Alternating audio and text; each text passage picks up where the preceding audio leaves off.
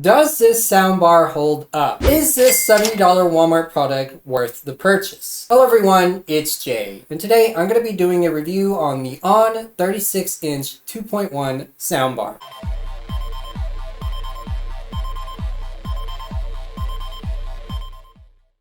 Now, the reason why I was invested in this soundbar is because I was originally looking at the Aux 20-inch 2.0 soundbar for $40. I really wanted to know how that soundbar held up and how good of a quality the sound was, and that was my original intention with this video. But somehow I came across this 2.1 soundbar with a built-in subwoofer. So today we are going to take a look at this product. I am a very curious person, and anything that raises my mind I have to know more about, which is this product in particular. Is the sub actually really good, or is it just junk? Are the speakers actually really good or actually junk? So let's get into it. Starting out with what's in the box. You get a sealed package with a remote and all the wiring you need, as well as the soundbar. And speaking more on the packaging, you can clearly tell that it is not of high quality. Next is the key features located on the right side of the soundbar. You get volume up and down buttons, as well as a source button and a power button. On the back side of the soundbar, you get an HDMI port, an auxiliary port, an optical port, and a power port. And more on the back side of the soundbar, you get hooks to hang it up on the wall. On the bottom of the soundbar, you get a cutout of the subwoofer. Going back to the cords, you get a power cord, a remote obviously, a high-speed HDMI cord, an optical cord that's packaged separately for some reason, and the last cord would be the auxiliary cord. It does come with anchors and screws and some manuals, but this thing is actually very easy to understand. Next, I want to talk about this annoying feature of the soundbar, which is the voice prompt. Anytime you make a selection on sound mode, movie mode,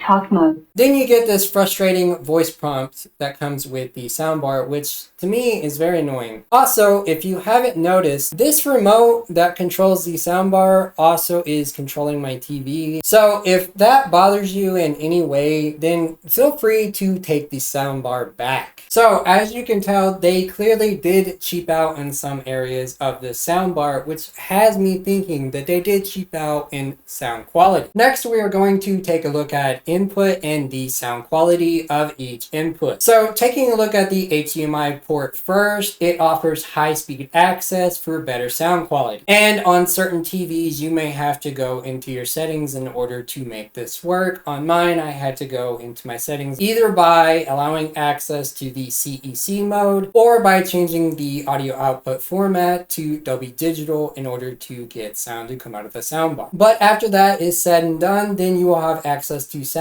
and you will be able to listen to your favorite movies, music, or TV shows. And like I said, just an example of what it sounds like through the HDMI port.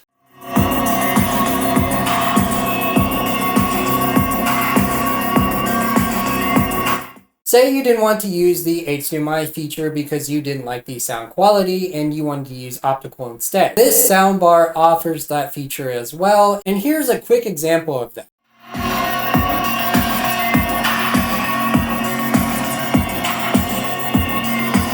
So say you didn't like any of the wires at all and you just wanted to use it via Bluetooth. Well, like I said in the beginning of this video, this soundbar also offers that functionality. And here is another quick example of that.